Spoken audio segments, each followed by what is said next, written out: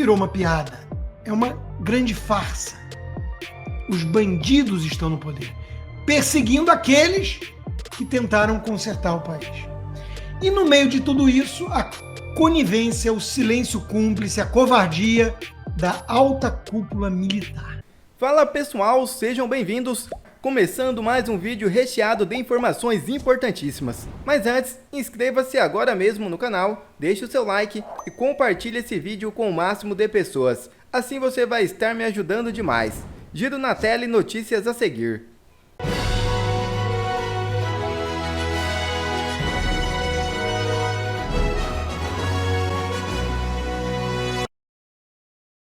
Corrupção foi normalizada no Brasil, diz Transparência Internacional. É isso mesmo. ONG cita como exemplos de impunidade o acordo da PGR com Janones, que admitiu rachadinha, e o desmonte da Lava Jato pelo STF.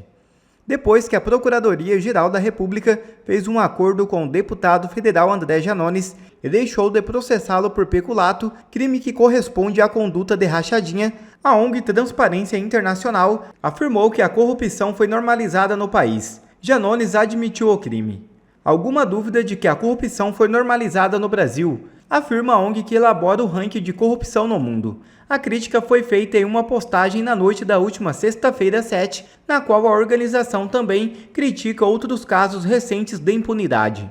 A postagem também acentua o fato de o governo de Luiz Inácio Lula da Silva não ter qualquer projeto efetivo de combate à corrupção e destaca o desmonte da Lava Jato, maior operação de combate a crimes do colarinho branco pelo Supremo Tribunal Federal. Abre aspas.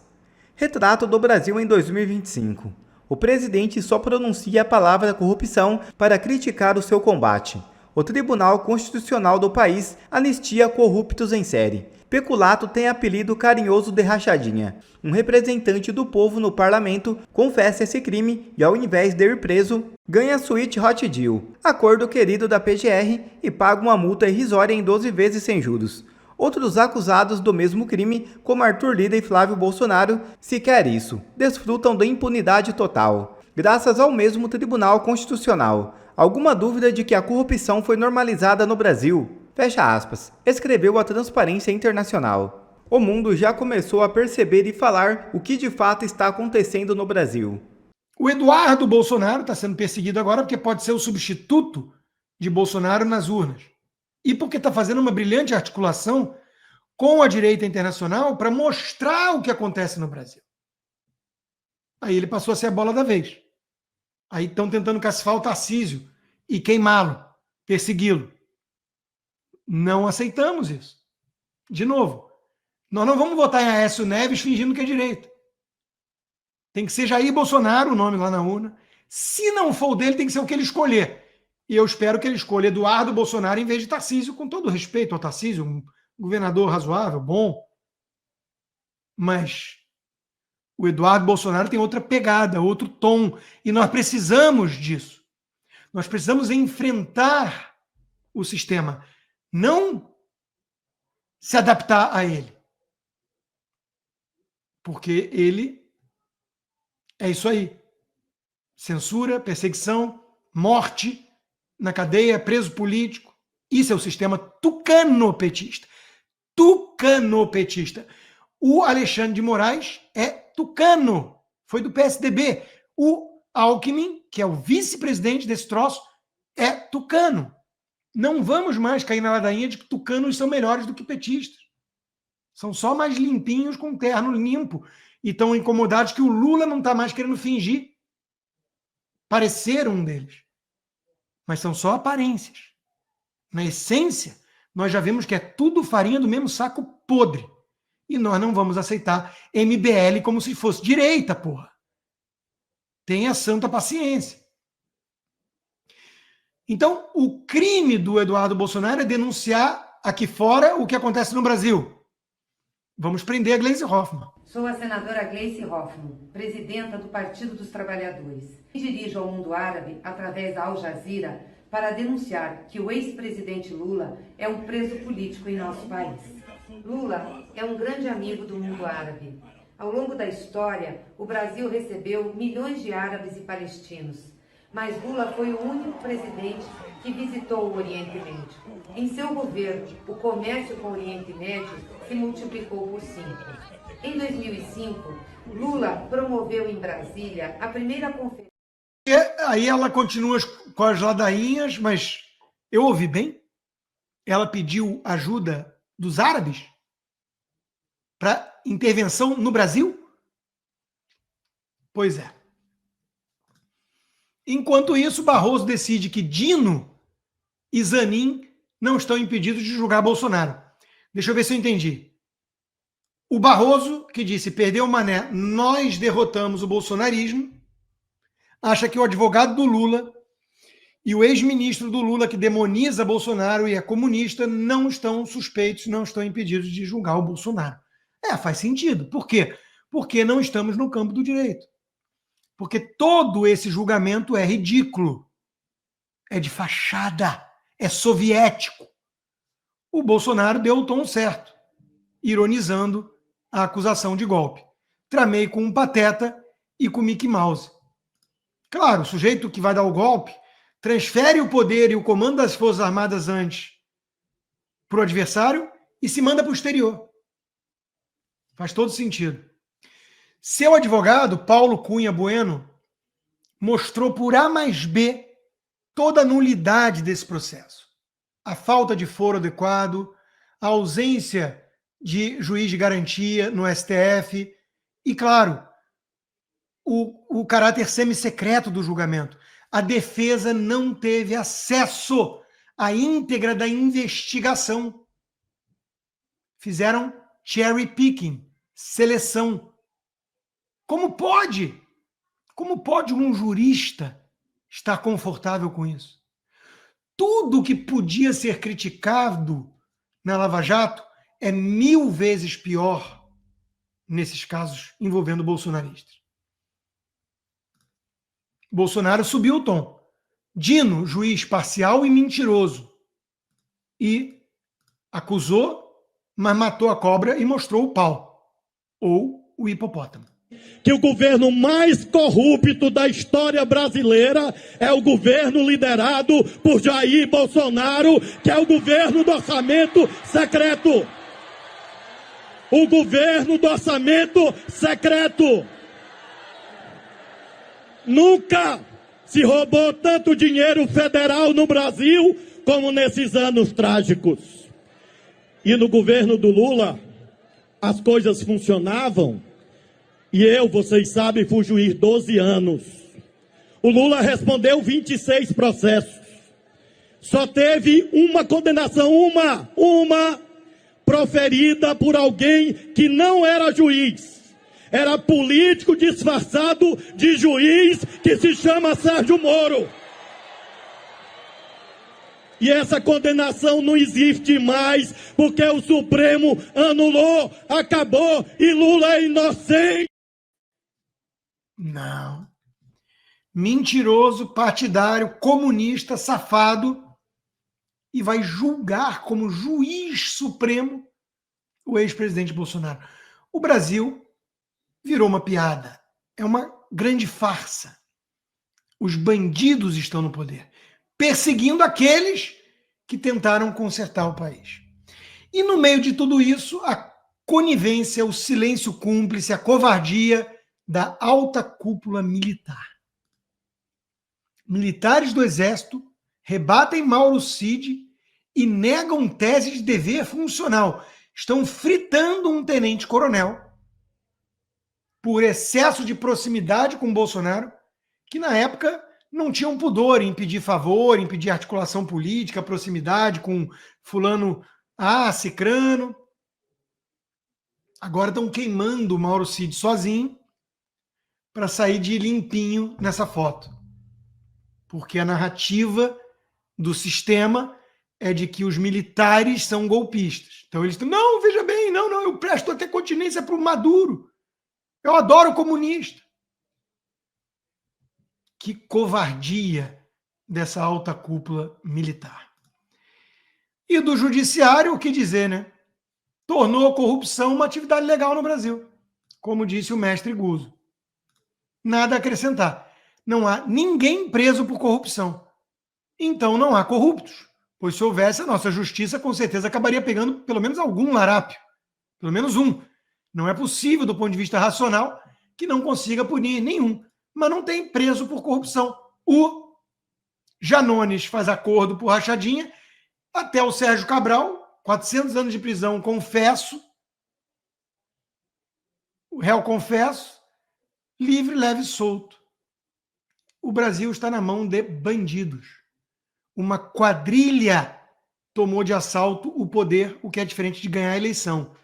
Os verdadeiros golpistas estão perseguindo como golpistas os patriotas que tocaram 4 anos de governo de reforma sem um escândalo de corrupção.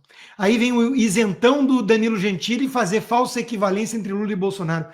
Qualquer um que venha com esse papinho de que Lula e Bolsonaro são iguais e são o problema, não confie. Coisa boa não é. Esse é o Brasil, né? STF arquiva a última investigação e encerra a série de 40 processos contra Renan Calheiros. Enquanto isso, consultoria ligada a The Economist vê recuo da democracia brasileira e cita a ação do STF contra o X. A situação está feia, meu amigo. Basta você ser alfabetizado. Ou nós temos 81 analfabetos dentro do Senado? Porque eu penso que nós temos 81 analfabetos dentro do Senado. Que está escrito no Código de Processo Penal. O juiz não pode tomar iniciativa no processo penal. E o Alexandre tomou todas as iniciativas. A iniciativa de vítima, a iniciativa de Ministério Público, a iniciativa de polícia. Todas. Ele tratorou toda a jurisprudência do próprio STF. O que a gente está vivendo é uma vergonha danada. É uma vergonha danada. Nós temos 11 ministros do STF que falaram a vida do Clezão não importa, não é humana. E agora nós temos 11 mais 81, portanto, 92 pessoas, porque são 81 senadores e 11 ministros, que estão realmente dando de ombros para tudo que o STF já produziu de jurisprudência e para tudo que a lei brasileira, publicada no site planalto.gov.br, nos ensina. Olha, Renato, se os 81 senadores são analfabetos ou não, ou se eles têm lá os motivos particulares e pessoais para permanecerem inertes nessa situação, eu não sei. O que eu vou repetir aqui, que eu já disse algumas vezes, todas as autoridades que poderiam fazer algo e não estão se omitindo nessa situação, ou que estão contribuindo para que tudo isso aconteça, são cúmplices do Alexandre de Moraes. Então, se há um crime de responsabilidade e qualquer outra autoridade está contribuindo para que ela aconteça, é cúmplice. Se há um crime de responsabilidade e quem poderia parar isso não faz nada, que é o Senado Federal, ele está sendo cúmplice de um crime de irresponsabilidade, digo mais, é crime contra a dignidade da pessoa humana. Porque tratam-se de direitos humanos individuais que estão sendo desrespeitados de uma forma tão extravagante e na cara de toda a população brasileira, e não é em uma situação específica, são diversos aí já julgados pelo 8 de janeiro sem o devido processo legal. E agora, essa denúncia, em que os advogados falam com todas as letras, sem medo nenhum, de que eles não tiveram acesso a todas as 81 páginas, a todas as peças do processo, 1000 páginas, desculpe, a todo esse processo, porque se fosse mentira deles, estariam sendo presos e indiciados. É porque eles têm como comprovar que eles não tiveram acesso. Senão o Alexandre de Moraes, como você disse, está nervoso. Não, e você veja aqui, olha. O Brasil só chegou a esse nível ditatorial, esse nível de podridão do Estado, do sequestro das instituições, por causa de que a verdade é essa. Nós temos no Brasil uma maioria de covardes que preferem ficar em silêncio para não se tornarem alvos dessa ditadura. Naquela idiota, imbecil esperança de que eles serão poupados se ficarem calados. Só que quando a ditadura chegar até a porta da casa deles, não haverá mais ninguém para ajudá-los. E tudo que a ditadura quer é que os covardes fiquem em silêncio. E o maior perigo para qualquer ditadura são pessoas que se atrevem a falar. é a principal arma, é falar contra isso, é lutar pelos seus direitos, é verbalizar a indignação, é mobilizar a população para não aceitar essa posição de covardes em silêncio. Bom, a OAB no Brasil há muito tempo tem sido uma fonte de grande decepção. A OAB Nacional, que deveria preservar pelo menos as prerrogativas dos advogados, nem isso está fazendo, né? Com medo de serem perseguidos pelo STF, Alexandre de Moraes. Por isso que eu quero apresentar para vocês esta pessoa. Grave esse rosto. Primeiro porque eu tenho certeza que a partir de agora ele vai sofrer perseguição. Esse cidadão aqui é o Leonardo Lamacchia. Ele acabou de se tornar presidente da OAB do Rio Grande do Sul. E ele fez um discurso que, sinceramente, gente, me encheu de esperança. Pena que nós não temos mais pessoas como o Leonardo Lamacchia em outras OABs ou até mesmo na OAB Nacional, né? Infelizmente, nós temos na parte da OAB a maioria covarde. Tá? Concordam com ele, e a verdade é essa, concordam com ele, mas optam por ficar em silêncio para serem poupados. Então eu vou mostrar para vocês agora o discurso que para mim entrou para a história. Ditadura nunca mais, nem a do fuzil e nem a da toga.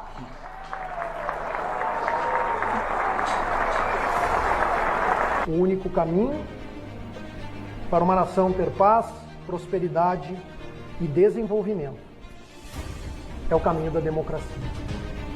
Também não podemos aceitar a ditadura do Poder Judiciário, pois contra ela não há a quem recorrer, como já dizia há 100 anos o patrono da advocacia, Rui Barbosa. Precisamos dizer, em alto e bom som, que defendemos a democracia.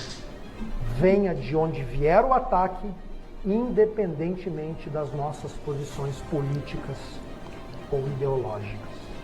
Acesso à justiça é muito mais do que senha e login. Iniciamos essa luta em 2023 com a campanha Vídeo Gravado Não É Sustentação Oral. Não é e nunca vai ser, porque sustentação oral é ato ao vivo, síncrono, presencial ou telepresencial, mas ao vivo. O cidadão deve ser o centro das atenções dos poderes e nunca o contrário. É para o cidadão e pelo cidadão que o Estado existe.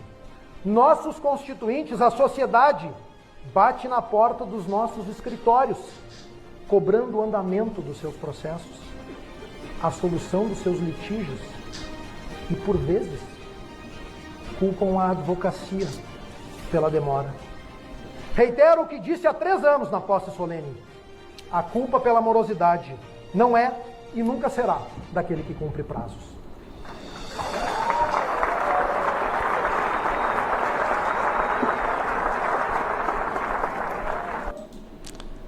Esse é o nome, esta é a pessoa, Leonardo Lamacchia, um dos poucos presidentes de uma OAB estadual que teve a coragem, a decência, a nobreza de se pronunciar contra o que está acontecendo no Brasil. Mesmo que a maioria do mundo dos advogados concorde com o que ele fale, infelizmente a maioria é covarde e tem medo de se pronunciar.